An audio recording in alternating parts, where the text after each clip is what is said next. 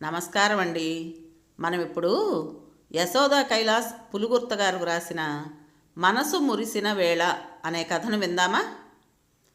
అనుపమ కొత్త కోడలిగా అత్తవారింట్లో అడుగుపెట్టింది. కొత్త ఇల్లు, కొత్త వాతావరణం, ఇంకా తనకు ఏమాత్రం అలవాటు కాని మనుషులు. భర్త శ్రీహరితో కూడా ఇంకా చనువు ఏర్పడలేదు. అయినా అనుపమ కొత్త మనుషులతో కొత్త వాతావరణంలో కూడా తొందరగానే ఇమిడిపోయింది. అందరితో కలుపుగోలుగా ఉంటుంది. కనుకే అనుపమ తల్లి కూతుర్ని అత్తవారింటికి పంపిస్తున్నా ఏమాత్రం వ్యాకుల పడకుండా తన కూతురి సమర్థత పైన నమ్మకం పెట్టుకుంది. అనుపమ అత్తవారింటికి వచ్చాక 2-3 రోజులు వారింటి పద్ధతులను నిశితంగా గమనించింది. మామగారు గవర్నమెంట్ ఆఫీసులో పనిచేసి రిటైర్ అయ్యారు. ఆడపడుచు ఇంజనీరింగ్ 2వ సంవత్సరం చదువుకుంటోంది. మరిది బీకామ్ ఫస్ట్ ఇయర్ చదువుతున్నాడు. అనుపమ స్టేట్ బ్యాంక్ ఆఫ్ ఇండియాలో ప్రొబేషనరీ ఆఫీసర్గా పనిచేస్తోంది. ఇంజనీరింగ్ తర్వాత బ్యాంకింగ్ పరీక్షలు రాసి అందులో సెలెక్ట్ అయింది. భర్త అరబిందో ఫార్మాలో సైంటిస్ట్గా పనిచేస్తున్నాడు. తను ఉదయం 9 గంటలకల్లా ఆఫీస్కు బయలుదేరుతుంది. శ్రీహరి 8ంటికే వెళ్ళిపోతాడు. అత్తగారే ఉదయం పూట వంట చేస్తారు. ఇంట్లో ఎంతమంది భోజనం చేస్తారు, ఎంతమంది లంచ్ బాక్స్ తీసుకువెళ్తారు అన్న ఆలోచన ఉండదు ఆవిడకు. అనుపమ పుట్టింట్లో అయితే మరుసటి రోజుకి ఏ వంట చేయాలో, ఏ టిఫిన్ చేయాలో తల్లి ముందు రోజు రాత్రే ఆలోచించుకుని ఆ ప్రకారం అన్నీ సిద్ధం చేసుకుంటుంది. ఇక్కడ అలా కాదు. ఏం చేయమంటారో మామగారిని అడుగుతారు ఆవిడ. ఆయనకు విసుగు. అత్తగారు ఏదో ఒకటి ఆలోచించి తొందరగా చేసేయలేరు. దాని ఫలితం ఎక్కువ వండేయడం, ఎవరూ సరిగా తిని తినక వండిన దాంట్లో సగమంతా వేస్ట్ అయ్యేది. కొన్నాళ్ళు చూసి అత్తగారితో చెప్పింది సాయంత్రం పూట వంట తను చేస్తానని. అనుపమకి పుట్టింట్లో వంట చేయడం అలవాటే. సాంప్రదాయ వంటలే కాకుండా కొత్త వంటలు ఎన్నో తెలుసుకుని మరీ చేస్తుంది. పుట్టింట్లో తను అమ్మ వెనకనే తిరుగుతూ అన్నీ చూసేది, చేయడానికి ఉత్సాహం చూపేది. ఇక్కడ ఆడబడుచు అసలు వంటింట్లోకి అడుగు పెట్టదు. అత్తగారు కూడా ఆ అమ్మాయిని పిలిచి చిన్నా చితకా పనులేమీ చెప్పకపోవటం గమనించింది. వంటకు కావలసిన సరుకులు కూడా సరిగా ప్లాన్ లేదు ఇక్కడ. ఇంట్లోకి ఏదైనా కావాలంటే అప్పటికప్పుడు తేవాల్సిందే. రోజు 10 సార్లు మామగారిని బజారుకు పంపుతారు ఆవిడ. ప్రతిరోజు ఉదయాన్నే 3 రకాల న్యూస్ పేపర్లు వస్తాయి. మామగారు తప్పించితే ఎవ్వరూ న్యూస్ పేపర్ చూడనైనా చూడరు. పిల్లలు ఎంత అడిగితే అంత డబ్బు ఇచ్చేయడం, ఎందుకు ఏమిటి అని కూడా ప్రశ్నించకుండా. లేనిపోని ఆర్భాటాలు, హంగులు ఇంటి నిండా. అందుకనే ఇంతవరకు సొంత ఇంటిని కూడా అమర్చుకోలేకపోయారు. వాళ్ళుంటున్న 3 బెడ్రూమ్స్ అపార్ట్మెంట్కి 20,000 అద్దె. ఒక పద్ధతి, ప్రణాళిక లేని సంసారంగా అనిపించింది అనుపమకి. తన పుట్టింట్లోని పద్ధతులకు ఇక్కడి పద్ధతులకు భూమికి ఆకాశానికి ఉన్నంత తేడా ఉంది. ఆ రోజు 1వ తేదీ. శ్రీహరి అనుపమని పిలిచి ఇకపై ఇంటి వ్యవహారాలన్నీ ఆమెనే చూసుకోమంటూ ఎవరెవరికి ఎంతెంత డబ్బు ఇవ్వాలో చెప్పాడు. శ్రీహరి జీతం అనుపమ జీతంతోనే ఇంట్లో నెలంతా గడపాలని చెప్పాడు. వద్దు అన్న తండ్రి ప్రతి నెల 10,000 ఇస్తూ ఉంటారని, చెల్లెలికి తమ్ముడికి కాలేజీ ఫీజులు ఆయనే కడతారని చెప్పాడు. ఇంకా నువ్వే ఈ ఇంటికి ఫైనాన్స్ మినిస్టర్ అంటూ జోక్ చేశాడు. మీరంతా చూసుకుంటున్నారుగా, ఏమైంది సడన్గా? అయినా నేను చూసుకోవడం ఏంటి? నేను అసలుకే పిసినారిదాన్ని. ప్రతిదీ శల్య పరీక్షలు చేస్తాను. నా మూలంగా ఇంట్లో ఏమైనా సమస్యలు తలెత్తితే అంది అనుపమ. ఇంతోటి వ్యవహారానికి సమస్యలేంటాను? మెయింటైన్ చేయలేవా మరి? అదేం కాదు, చేయలేక కాదు, మీకంటే ప్లాన్డ్గా చేయగలను. కాకపోతే ఇంట్లో మనుషుల తీరుపై కాస్త కఠినంగా ప్రవర్తించవలసి వస్తుంది. అది మన ఇంటి బాగోగుల కోసమే సుమా. అబ్బా, ఇదేదో పెద్ద అంతర్జాతీయ సమస్య అంతగా ఆలోచించడానికి. నేను అమ్మకి నాన్నగారికి కూడా చెప్పేశాను, ఇక నుండి ఏది కావాలన్నా అనుపమకే చెప్పమని, నాకు వీలు కావడం లేదని. నాన్నగారు అమ్మ సరేలేరా, కోడలేమైనా పరాయి మనిషా అన్నారు.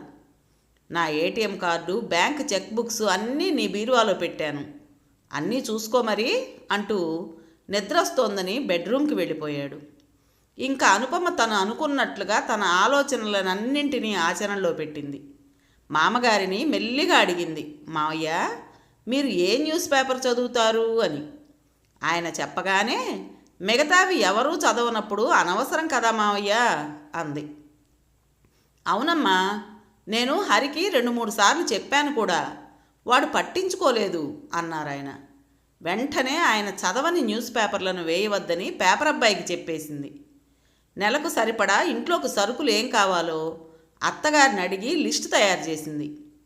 పాలు కావాల్సిన వాటికంటే అదనంగా 2-3 ప్యాకెట్లు తెప్పించటం, అవి వాడకపోవడం, విరిగితే బయట పారబోయడం చూసింది.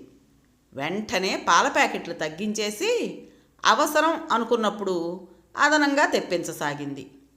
అలాగే వాళ్ళు రెగ్యులర్గా వాడే మందులు కూడా నెలకి ఒకేసారి తెప్పించేసింది. కూరగాయలు కూడా వారానికి ఒక్కసారే తెప్పించేది. దాంతో మాటి మాటికి మామగారు సంచి తీసుకుని వెళ్ళడం తగ్గిపోయింది. అలాగే ముందు రోజు రాత్రే ఎవరెవరు టిఫిన్ తిని వెళతారో, లంచ్ బాక్స్ ఎవరెవరు తీసుకువెళతారో కనుక్కుని మర్నాడు ఏమేమి తయారు చేయాలో ముందుగానే అత్తగారికి చెప్పేది. కొన్ని కాయగూరలు ముందు రోజు రాత్రే అనుపమ తరిగి రెడీ చేసేది. సాయంత్రం పూట అనుపమ వంట చేస్తున్నప్పుడు ఆడపడుచు శిరీషను పిలిచి సరదాగా కబుర్లు చెబుతూ ఆమెతో చిన్న చిన్న పనులు చేయించేది. రాత్రిపూట అందరూ ఒకేసారి కలిసి కూర్చుని డిన్నర్ చేసేలా ఏర్పాటు చేసింది. దాంతో వండిన పదార్థాలు కాస్త ఎక్కువైనా అందరికీ తలో కాస్త సర్దేయడంతో మిగులు తగులు ఉండేది కాదు. ఎక్కడెక్కడ వేస్టేజ్ జరుగుతోందో, ఎక్కడెక్కడ అనవసరపు ఖర్చులు జరుగుతున్నాయో గమనించి ఆ ప్రకారం ప్లాన్ చేసేది. ఇలా ఇంట్లో చక్కని ప్రణాళికాబద్ధమైన మార్పు వల్ల మామగారికి, అత్తగారికి వారు చేసే పనులలో వెసులుబాటు కనబడింది. అయితే ఇంత చక్కని మార్పుకి ఎవ్వరిలోనూ స్పందన లేదు. అనుపమకి ఒక్కోసారి ఎంతో ఆశ్చర్యం కలిగేది. తను ఎంత బాగా వంట చేసినా ఇంట్లో ఎవరూ స్పందించరు. చివరకు శ్రీహరి కూడా అతి మామూలుగా ఉంటారు, చాలా సహజం సుమా అన్నట్టుగా.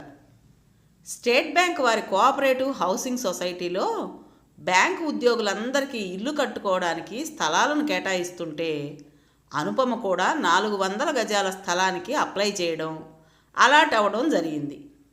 ఈ విషయం భర్త శ్రీహరితో చెప్పినప్పుడు ఆహా అలాగా అనేసి ఊరుకున్నాడు. ఏమిటి మనిషి, ఏ భావోద్వేగాలు లేవా అనిపించింది. నన్ను మెచ్చుకొమ్మని కాదు, కానీ నేను చేసిన పని మంచిదో కాదో అన్నది ఒక చిన్న మాట ద్వారా వ్యక్తం చేయొచ్చు కదా అనుకుంది. కొంతమంది అంతేనేమో అనుకుంటూ సరిపెట్టుకుంది. మరో 2 సంవత్సరాల్లో ఆడబడుచు చదువు అయిపోయింది. ఉద్యోగ ప్రయత్నం చేసుకుంటోంది. మరిది సీఏకి ప్రిపేర్ అవుతున్నాడు. ఈలోగా బ్యాంక్ కోఆపరేటివ్ సొసైటీలోని మెంబర్స్ అందరూ ఇల్లు కట్టుకోవాలని అనుకోవడంతో అనుపమ కూడా సొంత ఇంటి నిర్మాణం పైన మొగ్గు చూపింది. పైన 3 బెడ్రూమ్లు, కింద సింగిల్ బెడ్రూము, హాలు అండ్ కిచెన్తో డ్యూప్లెక్స్ హౌస్కు ఎస్టిమేషన్ వేయించింది. తన జీతం శ్రీహరి జీతం పైన హౌసింగ్ లోన్ తీసుకుంటే ఇల్లు కట్టుకోవచ్చని తెలుసుకుని శ్రీహరితో చెప్పింది. జీతంలో ఎక్కువ భాగం లోనుకు పోతే ఇంట్లో గడవడం కష్టమేమో కదాను అన్నాడు. కొంతకాలం కాస్తంత టైట్గానే ఉంటుంది హరి, కొన్ని అనవసరమైన ఖర్చులు తగ్గించుకోక తప్పదు. కానీ ఇల్లు మన చేతికొచ్చాక కొత్త ఇంటికి మారిపోతే మనం ఇస్తున్న ఇప్పటి ఇంటి రెంట్ ఉండదు కదా. అయినా మీకెందుకు, నేను మెయింటైన్ చేస్తాను కదా అంది. దాంతో నీ ఇష్టం అంటూ అంతా అనుపమ మీదే వదిలేశాడు. మొత్తానికి ఇంటి నిర్మాణానికి కావలసిన లోను కూడా శాంక్షన్ అయింది. అనుపమ చాలా ఆనందంగా ఈ విషయం శ్రీహరికి చెప్పగానే అవునా అన్నట్టు తల పంకించాడు. కొత్త ఇల్లు కట్టుకుంటున్నామన్న భావోద్వేగం అతనిలో ఏమీ కనపడలేదు. కానీ అనుపమ అంతరాత్మ మాత్రం అనుపమ భుజం తడుతూ చాలా మంచి పని చేస్తున్నావాను అంటూ అభినందించింది. ఈలోగా అనుపమకి ఒక ప్రమోషన్ కూడా వచ్చింది. బ్యాంకింగ్ ఎగ్జామ్స్కి కష్టపడి ప్రిపేర్ అయ్యి పాస్ అయినందుకు. ఈ సంతోషకరమైన వార్తను ఇంట్లో అందరికీ చెప్పాలని స్వీట్స్ కొనుక్కుని వస్తుంటే అనుపమ అంతరాత్మ అనుపమని నిలదీస్తూ ప్రశ్నించింది. పిచ్చాను, నీకు ప్రమోషన్ వచ్చినందుకు ఎవరు నిన్ను అభినందిస్తారని ఇంత ఉబలాటం అంటూ. నాకు నేనే అభినందించుకోవాలండి అంతరాత్మ గారు, మరి ఏం చేస్తామండి అంటూ సమాధానపరిచింది. ఏ భావోద్వేగం వ్యక్తపరచని మనుషులైనా ఇంట్లో ఎవరూ చెడ్డవారు కాదు. తనను అభిమానిస్తున్నారు. తను ఏ పని చేసినా వంకలు పెట్టడం లేదు. అది చాలదా అనుకుందో క్షణం. కొత్త ఇంటి నిర్మాణం జరుగుతోంది. అనుపమ ఆడబడుచుకి ఉద్యోగం రావడంతో పెళ్లి సంబంధాలు చూడడం మొదలుపెట్టారు. ఆ రోజు శ్రీహరి చాలా ఉత్సాహంగా ఇంటికొచ్చాడు. భర్తను ఎప్పుడూ అంత ఉత్సాహంగా చూడని అనుపమ కారణం ఏమిటో అనుకుంది. కాఫీ అందిస్తుండగా శ్రీహరి చెప్పాడు తనకు సీనియర్ సైంటిస్ట్గా ప్రమోషన్ వచ్చిందని, జీతం కూడా బాగా పెరిగిందని. అనుపమ అతి మామూలుగా అవునా అందేగాని ఏమాత్రం సంతోషాన్ని వ్యక్తం చేయలేదు. ఏమిటోయ్, ఇంత శుభవార్తకు రెస్పాన్సే లేదు రాణిగారి నుండి అంటున్న శ్రీహరి మాటలకు ఇక్కడ ఈ ఇంట్లో ఈ మనుషుల మధ్య ఏ శుభవార్తలకైనా ఎవరికి వారే అభినందించుకోవాలండి మహాశయ అంటూ ఉడికించింది. చూడండి హరి, మీ దాకా వస్తే గానీ అర్థం కాలేదు. మీకు ప్రమోషన్ వస్తే నా నుండి కంగ్రాట్స్ ఆశించారు. నేను చెప్పకపోయేసరికి నిరుత్సాహపడ్డారు. మరి నాకు ప్రమోషన్ వచ్చింది. నేను అనుకున్నవెన్నో సాధించాను. కనీసం ఒక చిన్న ప్రశంసను మీ నుండి ఆశించాను. కానీ ఎప్పుడు ఏ సందర్భంలోనూ యు డిడ్ ఇట్ అన్న ఒక్క చిన్న మాట కూడా మీ నుండి వినలేదు. నా స్వభావమే అంత అని తప్పించుకోకండి. మీ ప్రమోషన్కు మీ కొలీగ్స్ మిమ్మల్ని అభినందిస్తుంటే మీకు సంతోషం కలగలేదా? మనం కష్టపడి చేసిన దానికి ఒక చిన్న రివార్డు వచ్చినా ఎవరికైనా ఉత్సాహం, స్ఫూర్తి కలగడం సహజం. మనుషులు ఎప్పుడూ ఒకేలాగా ఉండకూడదు హరి. పెళ్ళికి ముందు గడిపిన జీవితం వేరు. భార్యగా నేను మీ జీవితంలోకి అడుగు పెట్టాక మీకు ఇష్టం ఉన్నా లేకపోయినా నా కోసం మీరు కొన్ని పనులు చేయక తప్పదు. నేనైనా అంతే. మనం సాధించిన విజయాన్ని, శ్రమని మనం ఒకరినొకరం గుర్తించకపోతే మరెవరు గుర్తిస్తారు హరి అంది నెమ్మదిగా. ఓ సారీ నాకు అర్థమైంది ఇప్పుడు. మరెప్పుడూ ఇలా జరగదు, ప్రామిస్ అంటూ అనుపమని దగ్గరకు తీసుకున్నాడు శ్రీహరి. అనుకున్నట్టుగానే ఇల్లు నిర్మాణం పూర్తవడంతో గృహప్రవేశానికి ముహూర్తం నిశ్చయించుకున్నారు. అనుకోకుండా శిరీష పెళ్లి కూడా కుదిరిపోయింది. ఇంటి గృహప్రవేశం తరువాత శిరీష పెళ్లికి ముహూర్తం పెట్టుకున్నారు. గృహప్రవేశం చాలా గ్రాండ్గా జరిగింది. ఆ రోజు సత్యనారాయణ వ్రతం చేసుకోబోతుంటే అనుపమ అత్తగారు అనుపమని పిలిచి తన మెడలోని 4 పేట్ల చంద్రహారాన్ని కోడలి మెడలో వేస్తూ ఇది నీకే తల్లి, నా గుర్తుగా అంటూ అనుపమ నుదుటి మీద ముద్దు పెట్టుకున్నారు. అత్తగారికి తన మీద ఉన్న ప్రేమకు అనుపమ కళ్ళు చెమర్చాయి. గృహప్రవేశానికి శ్రీహరి ఫ్రెండ్ ప్రభాకరు, అతని భార్య సునంద వచ్చి అన్ని పనుల్లో సాయం చేశారు. సునంద అనుపమతో మీరు చాలా క్యాపబుల్ అంటూ మా వారు తరచుగా మీ గురించి చెబుతూ ఉంటారు అనుపమ. మీ వారు మీ గురించి మా వారితో చెబుతూ ఉంటారట. మీరు ఉద్యోగం చేస్తూ కూడా హౌస్ మేనేజ్మెంట్ను చాలా చక్కగా బ్యాలెన్స్ చేస్తారని, ప్లానింగ్లో మీకు మీరే సాటని అంది. అదేమీ లేదు సునంద, ఇంట్లో వాళ్ళందరూ ప్రేమగా ఉండి సహకరిస్తే ఎవరైనా ఏదైనా సాధించగలరు అంటూ చిరునవ్వు నవ్వింది. శ్రీహరి తన గురించి తన ఎదురుగా ఏమీ మెచ్చుకోకపోయినా స్నేహితులతో భార్య గురించి గొప్పగా చెప్పడం అనుపమని సంతోషపెట్టింది. ఇల్లు కట్టుకున్న ఆనందం కంటే భర్త ప్రశంస అనుపమ మనసుని ఎంతగానో మురిపించింది. తను ఎదుటివారి మెప్పుదల కోసం ఆరాటపడటం లేదు. ఒక చిన్న ప్రశంస తనకి మానసిక ఉత్సాహాన్ని ఇస్తుంది కదా అని అనుకోవడమే. ఫంక్షన్ హడావుడి అలసట అంతా తీరిపోయాక అనుపమ మామగారు కూతురు పెళ్లికి ఎంత ఖర్చు అవుతుందో అని లెక్కలేసుకుంటున్న తరుణంలో అనుపమ 5 లక్షలకు చెక్కు రాసి శిరీష పెళ్లి ఖర్చులకు వాడండి మావయ్య అంటూ ఆయన చేతిలో పెట్టింది. ఇదేమిటమ్మా, ఇంత డబ్బెక్కడిది? అప్పు చేసిస్తున్నది కాదు కదా అన్నారాయన. లేదు మావయ్య, శిరీష పెళ్ళికని ఎప్పటి నుండో మా ఇద్దరి జీతాల నుంచి కొంత డబ్బు సేవ్ చేస్తూ వచ్చాను. సడన్గా కుదిరితే డబ్బుకి ఇబ్బంది అవుతుందేమోనని. ఇంకా సరిపోకపోతే ఏదైనా లోనుకు అప్లై చేస్తాం అని చెప్పింది. కోడలి మంచి మనసుకి ఆయన హృదయం పులకించింది. మా ఇంటి కోడలుగా వచ్చినప్పటి నుండి నిన్ను గమనిస్తూనే ఉన్నానమ్మా.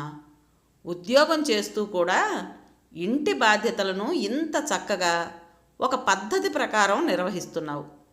పొదుపుగా ఉంటూ సొంత ఇల్లు ఏర్పరచుకోవడమే కాకుండా శిరీష పెళ్లికి కూడా ఆర్థికంగా సహకరిస్తున్న నిన్ను భగవంతుడు చల్లగా చూడాలి తల్లి అనగానే వినయపూర్వకంగా ఆయనకు నమస్కరించింది అనుపమ.